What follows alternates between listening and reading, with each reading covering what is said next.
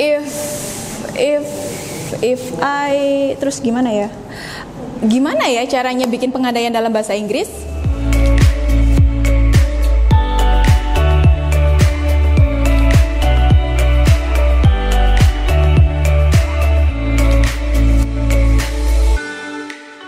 Oke, still with me Kak Emma, welcome back to Belajar Online. Oke, ini adalah materi kita keempat untuk belajar online bahasa Inggris kelas 12. Dan materi kita untuk hari ini apa ya?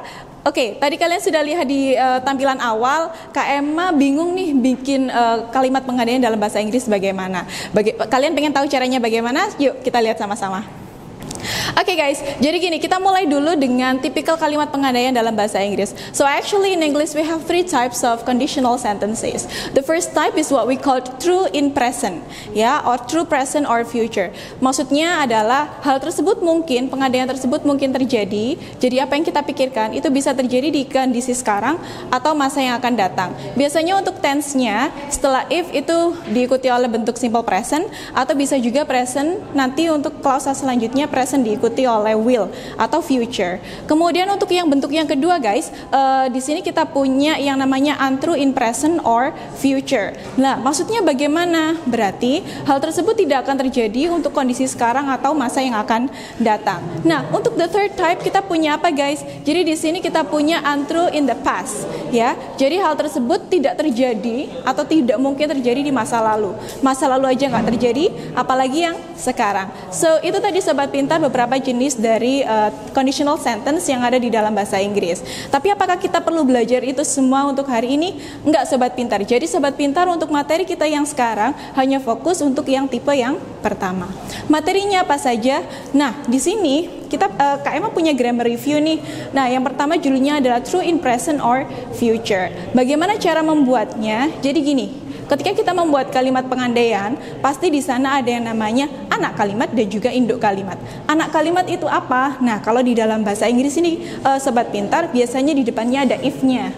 If itu berarti jika. Nah, bagaimana kita membuat kalimatnya? Yang pertama perlu diperhatikan, kalau ada if itu harus diikuti oleh bentuk present, atau di sini biasanya kita pakai simple present. Nah, selanjutnya nanti untuk klausa utamanya atau induk kalimatnya kita bisa menggunakan simple present atau future. Nah, untuk bagian kita hari ini ada beberapa fungsi dari conditional sentence yang bisa kita pakai. Jadi selain untuk berandai-andai, sebenarnya nanti untuk pengandaiannya itu bisa berupa rekomendasi, bisa berupa imperatif atau yang lainnya. Nah, kita lihat contohnya nih. Kak Emma punya contoh di sini untuk yang pertama. If I have enough time, I join webinar every day.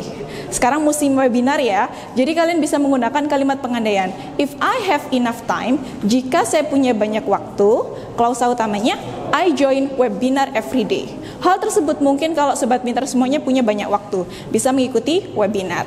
Kemudian contoh lagi nih, yang kedua. Nah, ini biasanya banyak sobat pintar yang suka ya, biasanya yang cewek-cewek ini ya.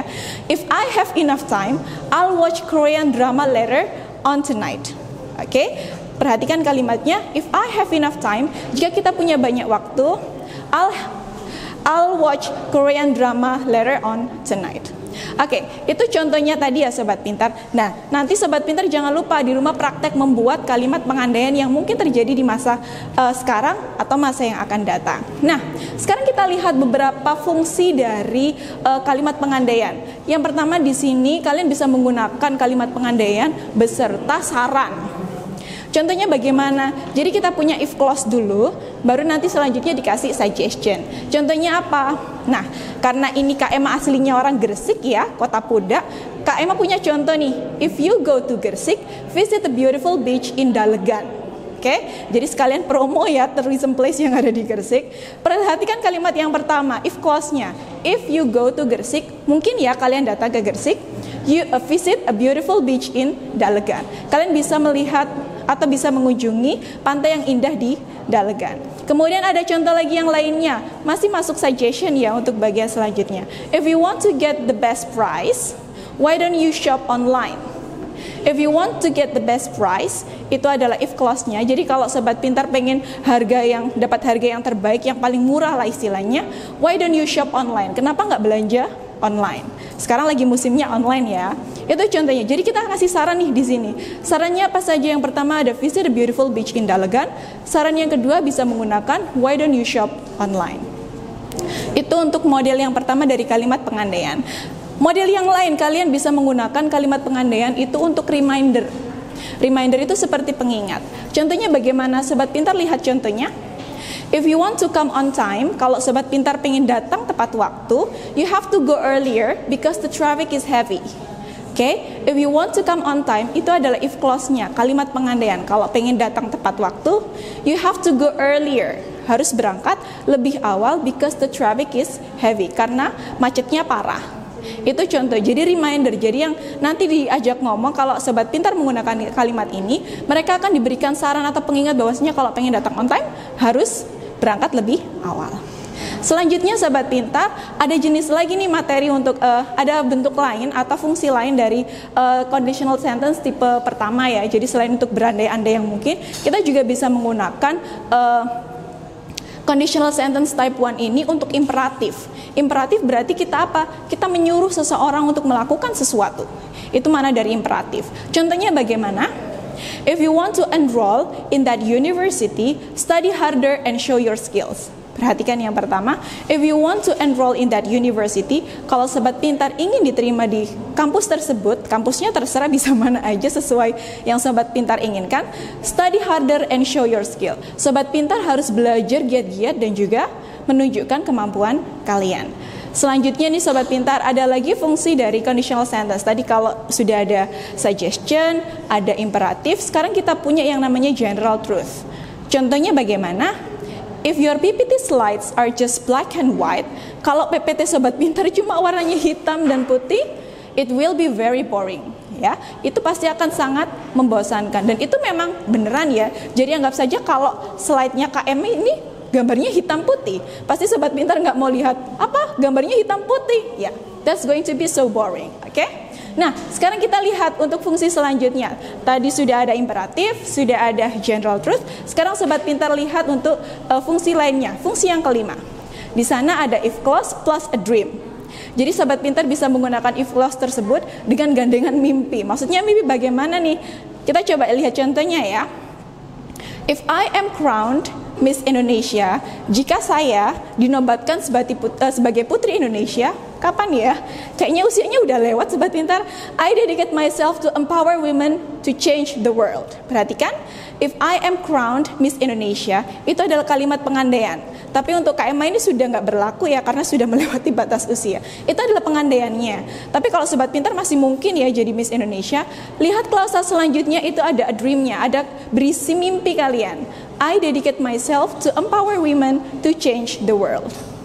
Itu tadi beberapa contoh. Jadi kalau di sini kita bisa lihat, ternyata fungsinya pengandaian nggak hanya kalau saya punya uang saya bisa beli mobil. No, tapi fungsinya banyak sekali. Sobat Pintar bisa menggunakan itu untuk menunjukkan mimpi kalian, bisa ngasih general truth, imperatif, suggestion, dan bentuk yang lainnya.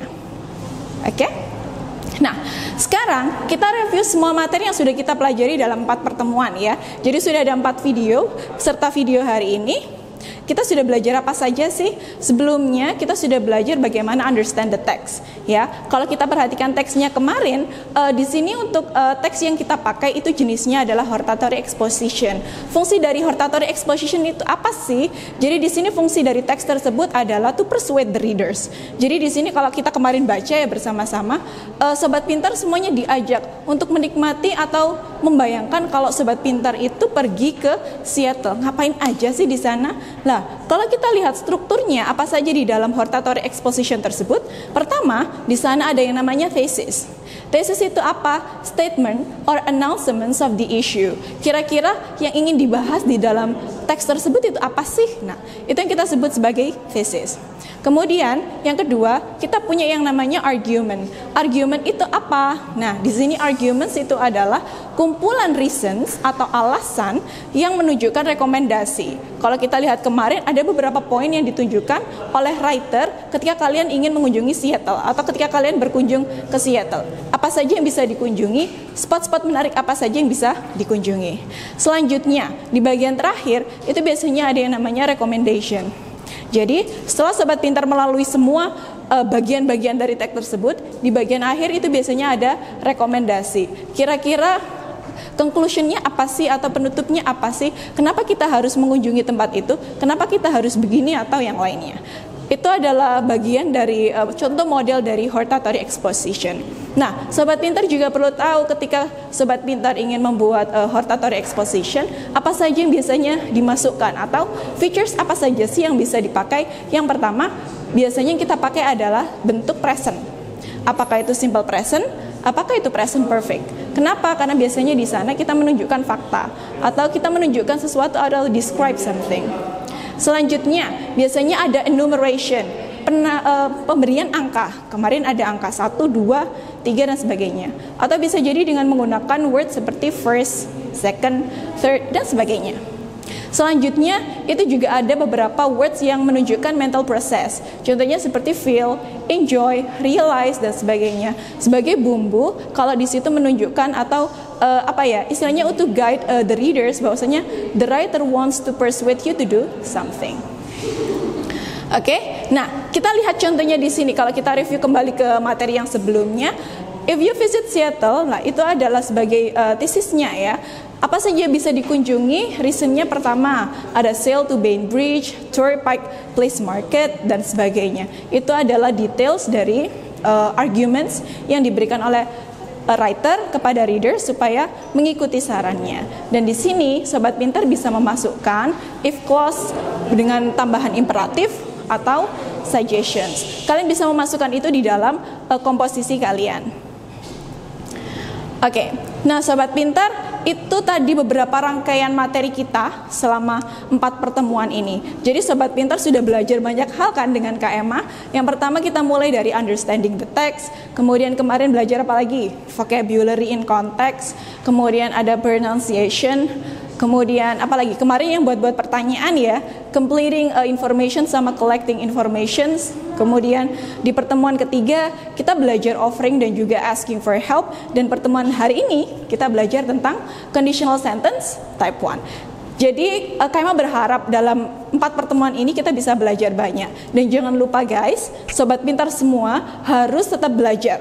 Remember, practice makes perfect. Ya, kalau kalian nggak belajar, kalian nggak praktis, kemampuan kalian mungkin tidak akan bertambah.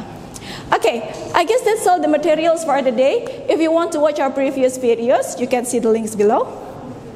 Oh iya, jangan lupa untuk link matematika juga ada loh ya, nanti kalian bisa lihat di channel YouTube kita. And thank you so much for watching. Don't forget to subscribe, like, share, and also comment. And thank you so much for watching Belajar Online. Bye!